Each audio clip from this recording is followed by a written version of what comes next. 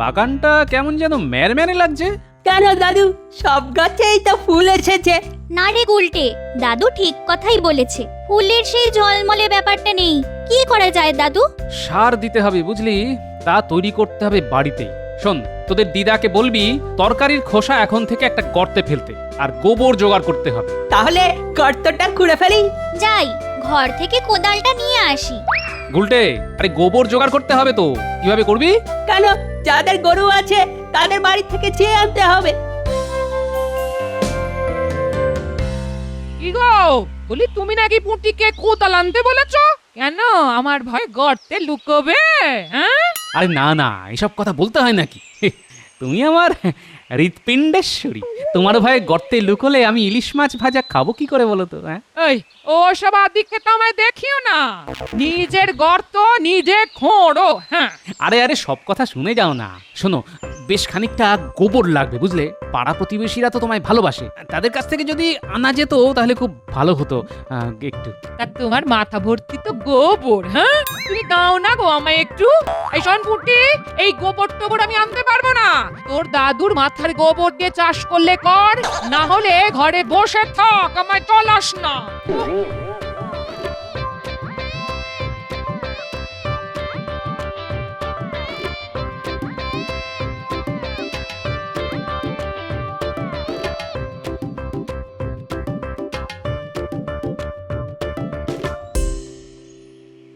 মন্ত্রীমশাই নেই, কিন্তু আমাদের ডাকলেন যে। যাক, চিনতে পারিসনি, তাহলে ছদ্মবেশ ঠিকঠাকই আছে। আমি নগর ভ্রমণে বেরোবো, তোরাও আমার সঙ্গে ছদ্মবেশে যাবি। কি কাজে যাব সেটা তো আগে বলুন। আমি আমার জনপ্রিয়তা যাচাই করতে যাব, তাই এই ছদ্মবেশ, বুঝলি? এই কাজটা আপনি না করলেও পারতেন, কি দরকার রাগবাড়ি অপমানিত হওয়ার? যত বড় মুখ নয় তত বড় কথা, আমি হব অপমানিত?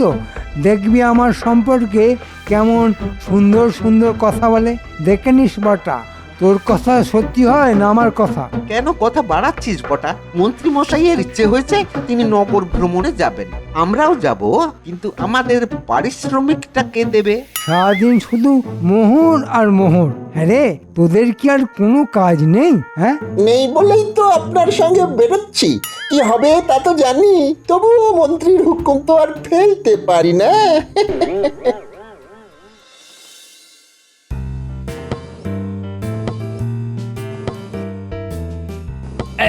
দেখ কি করে কোদাল চালাতে হয়। এবার তোরা পারবি তো? হ্যাঁ হ্যাঁ পারবো, তুমি এবার উঠে এসো তো, হাঁপিয়ে গেছো। আরে হাঁপাবো কি রে, বয়স থাকতে কম মাটি কুপিয়েছি। হ্যাঁ, এখন বয়স হয়ে গেছে তাই এতটা ধকল নিতে পারি না। হ্যাঁ রে, গোবরের ব্যবস্থা কি করলি? হয়ে যাবে, চিন্তা করো না, আমি কালকেই গোবর খুঁজতে বেরোবো। ঠিক আছে ঠিক আছে, তোরা থাকতে আমার আর চিন্তা কিসের রে। আপনাকে খুব চেনা চেনা লাগছে মশাই। আমার তা একেবারেই লাগছে না, আপনাকে তো এখানে আগে কখনো দেখিনি। না না, তা দেখবেন কি করে, আমি তো মাঝে মাঝে এখানে আসি। আসলে কৃষ্ণনগর আমার মাসির বাড়ি। আচ্ছা আচ্ছা, তা এরা আপনার কে হয়? মাস্তুতো ভাই, এরা আমাকে আপনাদের নগর দেখাতে বেরিয়েছে, এই আর কি। তা কেমন লাগছে? খুব সুন্দর। আসলে কি জানেন, একটা রাজ্যের মন্ত্রী যদি বুদ্ধিমান হয়, রাজ্যের চেহারাটাই বদলে যায়। কি বললেন? মন্ত্রী মানে ওই অপগণ্ডটা? জানি না আমাদের মহারাজ এত ভালো আর বুদ্ধিমান হয়েও ওই গাধাটাকে সহ্য করেন কি করে। অথচ রাজার সভায় গোপালের মতো একজন বুদ্ধিমান লোক থাকতেও ওই লোকটাকে কেন যে মন্ত্রী করলো সেটাই তো আমরা বুঝতে পারছি না। তোরা হাসছিস? হ্যাঁ, লোকটা মন্ত্রীকে গাধা বলছে আর তোরা মজা নিচ্ছিস? হ্যাঁ, না না, মন্ত্রীকে গাধা বলায় খুব রাগ হচ্ছে, কিন্তু ওই গোপালকে বুদ্ধিমান বলায় হাসি পেয়ে গেল। গোপালকে আপনারা চেনেন? হ্যাঁ, যে তাকে বুদ্ধিমান বলায় আপনাদের হাসি পেয়ে গেল? শুনেছি লোকটা নাকি ভাঁড়। যা শুনেছেন তা সত্যি নয়, গোপাল হচ্ছে বুদ্ধির পাহাড়।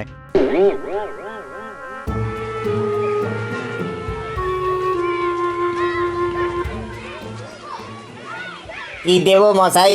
না, আমরা এই দোকানপত্র দেখতে বেরিয়েছি। তা কেমন চলছে সব? কি করে আর চলবে বলুন, মহারাজ এমন একটা মরকটকে মন্ত্রী বানিয়েছে যে কিছুতেই দাম ঠিক রাখতে পারছি না। আপনারা কি রাজবাড়ি থেকে আসছেন নাকি? তাতে তোমার কি? হ্যাঁ, তুমি রাজ্যের মন্ত্রীকে মরকট বলবে আর আমরা তা মেনে নেব? মরকট কি বলছেন? হ্যাঁ, লোকটা মূর্খ, অপগণ্ড, অপদার্থ, সারমেয়র চাইতেও অধম। হ্যাঁ, আপনারা কে আমি জানি না, তবে স্বয়ং মহারাজ আসলেও আমি একই কথা বলতাম এবং এটাও বলতাম যে আপনার কি মস্তিষ্কের বিকৃতি ঘটেছে যে গোপালকে বাদ দিয়ে একটা ভণ্ডকে মন্ত্রী করেছেন? হ্যাঁ, এত বড় কথা? হ্যাঁ, একটা রাজ্যের মন্ত্রীর নামে এসব কথা বলা? বের করছি। এই যান যান মশাই যান। হ্যাঁ, আমাদের গোপাল আছে, সেই বাঁচাবে। মহারাজও গোপালকে ভালোবাসেন আর আমরাও। যান যান যান। এবার এখান থেকে চলে যাওয়াই ভালো, কি বলিস ঘটা? আর থাকা উচিত না রে, থাকলেই মার খেতে হবে।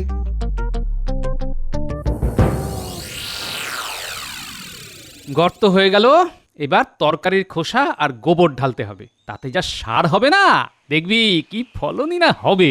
হ্যাঁ, দিদা একেবারে তাক খেয়ে যাবে। হয়ে যাবে, তুমি চিন্তা করো না, আমি কালকেই গোবর খুঁজতে বেরোবো। পুটি, এটা তুই ভুল বললি। দাদুর কাজে গাফিলতি গোলটা কিন্তু মোটেই সহ্য করতে পারে না।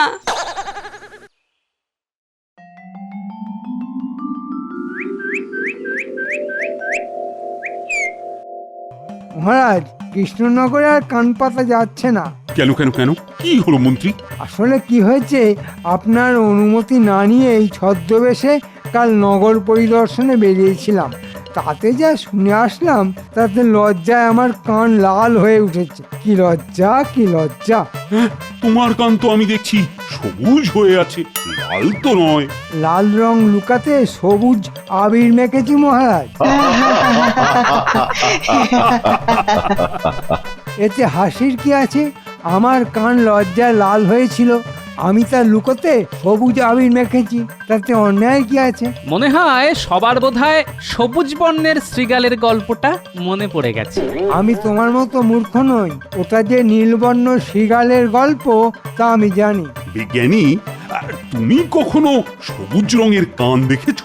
না মহারাজ, তবে গিরগিটির কান নাকি মাঝে মাঝেই সবুজ হয়ে যায়। ঠিক আছে ঠিক আছে, যা বোঝার বুঝে ফেলেছি। এবার মন্ত্রী, তুমি বলো তো, নগর ঘুরে তোমার কি অভিজ্ঞতা হলো? কিছু ভালো, কিছু খারাপ। যেমন যেমন মানে তোমার সম্পর্কে কে কি বললো? বললো আমি নাকি অপগণ্ড। মানে জিজ্ঞেস করেছিলে? আগে হ্যাঁ মহারাজ, ওরা বলল যে অপরের খাবার গান্ডে পিণ্ডে খায় সেই অপগণ্ড। আমি বললাম আমাদের রাজ্যে একজনই আছে যে এই কাজ করে। কে, আপনি তা বুঝতেই পারছেন। আর কি বললো মন্ত্রী? বললো আমি নাকি সারমেয়র চাইতেও খারাপ। মানেটা বুঝলাম না। মানে খুব সহজ মহারাজ, সারমেয় প্রভুভক্ত এক ধরনের প্রাণী, রাস্তাঘাটে খুব দেখা যায়। মন্ত্রী কতটা রাজভক্ত তা বোঝাতেই তারা এই কথা বলেছে। মন্ত্রী, তুমি আর তোমার প্রজাভক্তি নিয়ে কখনো কাউকে কিন্তু কিছু জিজ্ঞেস করো না। হ্যাঁ, তোমার কথাতেই বোঝা যাচ্ছে গোপাল জনপ্রিয়তায় তোমার চেয়ে অনেক এগিয়ে আছে। দেখো, জনপ্রিয়তা শুধু যাচাই করলে তো হয় না, অর্জন করতে হয়। আর তুমি আজ আমাকে যা যা বললে তার কাউকে বলো না, আমার নাম খারাপ হবে। কথায় বলে না, অতি চালাকের গলায় দড়ি। মন্ত্রীর তাই হয়েছে। আগে কখনো ভেবেছো মহারাজের মন্ত্রী সম্পর্কে এরকম কথা বলার সাহস এই রাজ্যের কারো ছিল? এখন লোকে লুকিয়ে বলছে, এরপর রাজসভায় এসে বলবে। সেটা কি খুব ভালো হবে? দাঁড়ান না বিজ্ঞানী মশাই, যে যার ফাঁদ নিজেই তৈরি করছে। এরপর কি হবে বলুন তো? গোপালের ওপর প্রতিশোধ নিতে আবার লাজে গোবরে হতে হবে, দেখে নেবেন। আমারও তাই মনে হয়, দেখা যাক।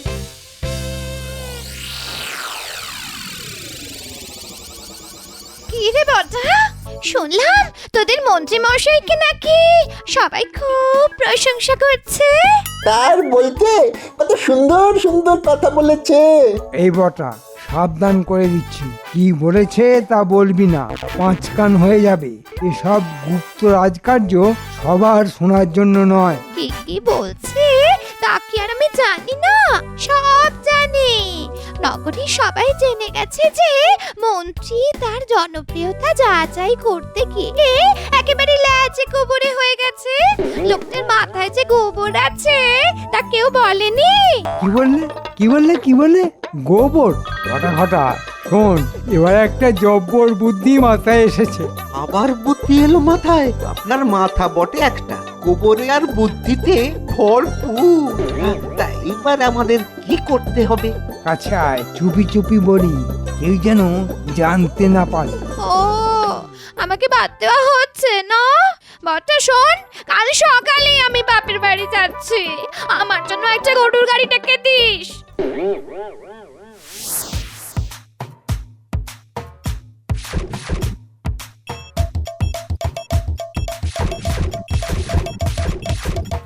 আর একটু তাড়াতাড়ি হাত লাগা, ভোরের আগেই এসব গোপালের বাড়ির সামনে জড়ো করতে হবে। হাত লাগা হাত লাগা। আর তাড়াতাড়ি বললেই তো আর হয় না মন্ত্রী মশাই, এই যে গন্ধে প্রাণ যায় আমাদের। আরে আমিও তো হাত লাগিয়েছি। কেউ ভেবেছিল একটা রাজ্যের মন্ত্রী এভাবে গোবর ঘাঁটবে? বুদ্ধি তো আপনার মাথা থেকেই বেরিয়েছে, এখন ঠেলা সামলাচ্ছি আমরা। যা হয়েছে তাই নিয়ে চল, নইলে পুরো বুদ্ধিটাই ঘেঁটে যাবে। চল, আর দেরি করিস না।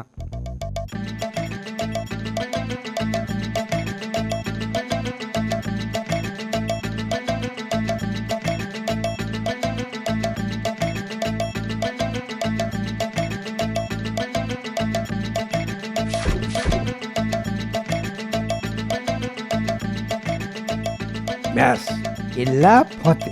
এবার গোপাল সম্পর্কে লোকে কি বলে তা রসিয়ে রসিয়ে দেখব।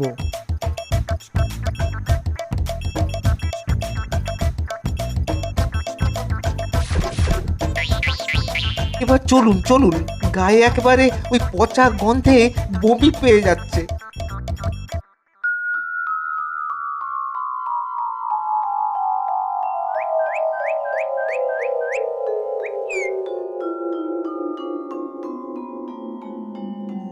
আরে হে কি রে, কি এমন বন্ধু আছে যে মেঘ না চাইতে জল নিয়ে এলো?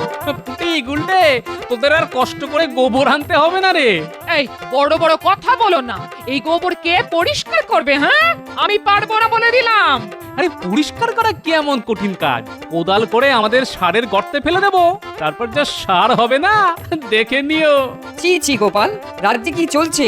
কার এত দুর্মতি হলো যে তোমার বাড়ির সামনে গোবরের পাহাড় ফেলে রাখে? আরে আমার উপকারী করেছে গো, কোথা থেকে গোবর পাবো তাই ভেবে শান্তিতে ঘুমোতেই পারছিলাম না। যাক, একটা চিন্তা দূর হলো। কে এই অপকর্মটা করলো তা বুঝতে পেরেছো কি? মন্ত্রীর কৃপায় এতটুকু বুদ্ধি আমার আছে, যে করেছে সে এর ফল পাবে। দাঁড়াও গোপাল, তুমি এই পাহাড় একা সরাতে পারবে না, আমরাও হাত লাগাচ্ছি। এটা কার কাজ বলতো? কার আবার? মন্ত্রী, দেখ না দাদু কিভাবে প্যাঁচ দেয়।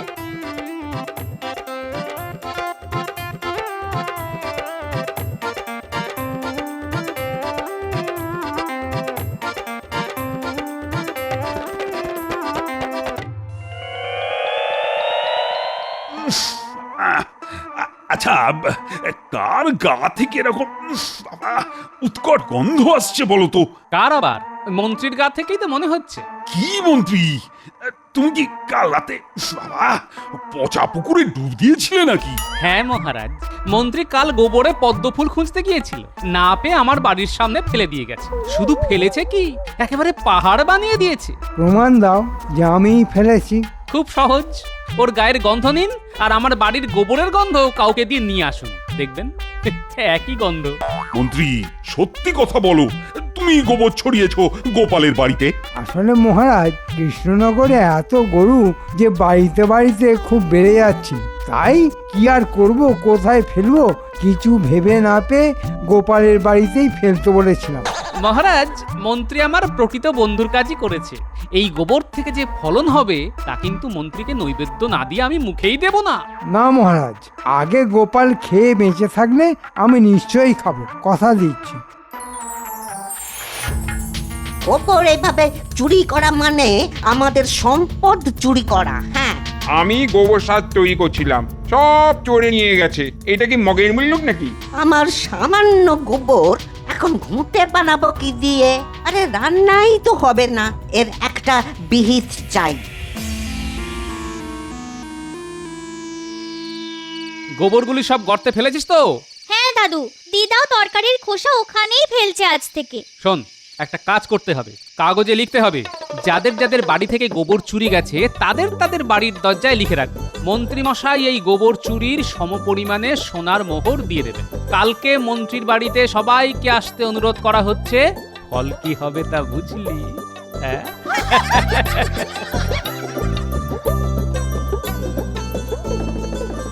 একেবারে টাইট খেয়ে যাবে মন্ত্রী। বুলটে, সব কটা বাড়িতেই কিন্তু কাগজ ছাড়তে হবে, কেউ যেন বাদ না যায়। জানি, যা কাগজ এনেছি না তাতে কৃষ্ণনগরের একটা বাড়িও বাদ যাবে না।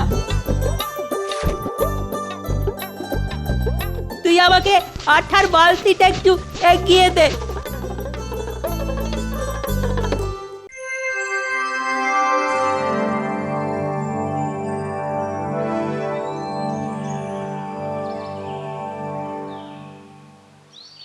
গোবরের বদলে সমপরিমাণ স্বর্ণমুদ্রা বলে কি? কাল আমার বাড়ি থেকেও তো গোবর চুরি গেছে। যাই যাই তাহলে সোনার মোহর নিয়ে আসি। গোবর দিয়ে সোনার মোহর? আহা, আগে জানলে আরো গোবর দিয়ে দিতাম। চলো হে, মোহর নিয়ে আসি। দাঁড়াও দাঁড়াও, আমাকে দুটো বস্তা নিয়ে যেতে হবে। বাপরে, এত মোহর তো রাজার কাছেও নেই। কেমন জানি সন্দেহ হচ্ছে, মিথ্যে নয় তো? তোমার সব ব্যাপারই সন্দেহ। দেখছো তো পরিষ্কার করেই লেখা আছে গোবরের সমপরিমাণ সোনা দেওয়া হবে। গেলে চলো, নইলে আমরা চললাম। তুমি তোমার সন্দেহ নিয়ে থাকো।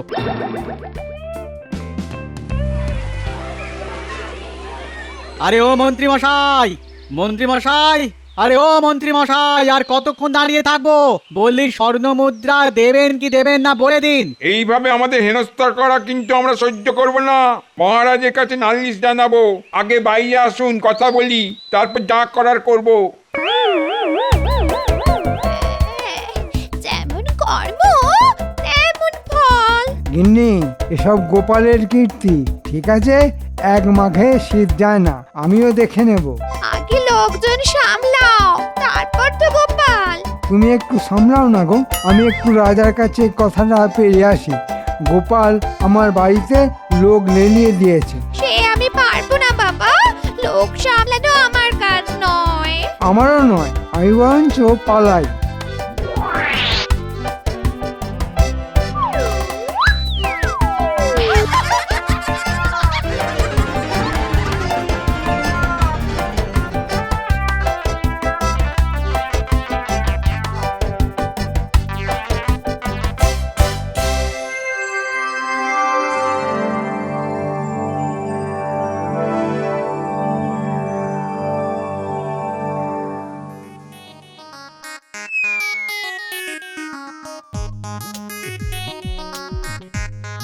গোপাল আমার সর্বনাশ করে দিয়েছে মহারাজ।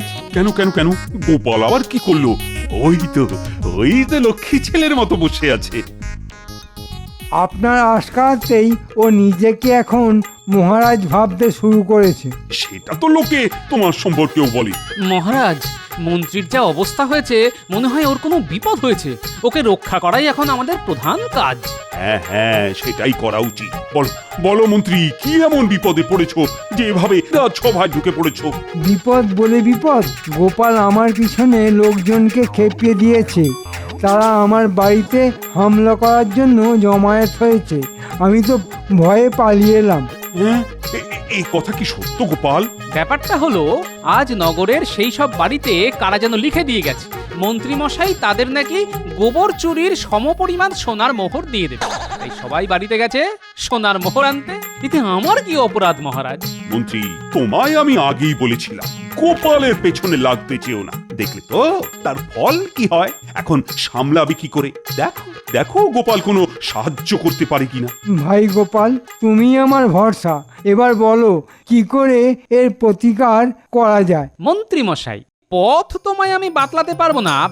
আসলে ওরা তোমার মুখ থেকেই শুনতে চায় কি করে এসব হলো। আমি কিছুই করলাম না আর আমাকেই বলতে হবে আমি সব কিছুর জন্য দায়ী?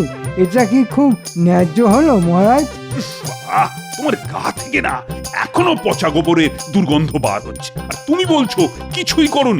শোনো মন্ত্রী, যে যে বাড়ি থেকে গোবর চুরি করেছো সেই বাড়িতে ওই গোবর কিন্তু ফিরিয়ে দিতে হবে, এই আমি বলে দিলাম।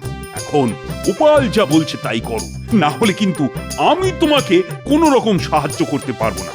ঠিক আছে, আপনি যখন বলছেন তখন তাই করা যাবে।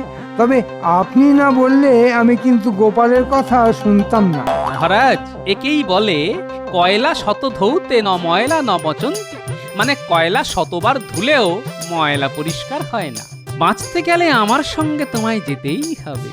যাবে কি যাবে না? হ্যাঁ, মহারাজের আদেশ, যেতে তো হবেই। বুঝলে বিজ্ঞানী, রাজা হয়েও না আমি ভয় পাই একমাত্র গোপালকে।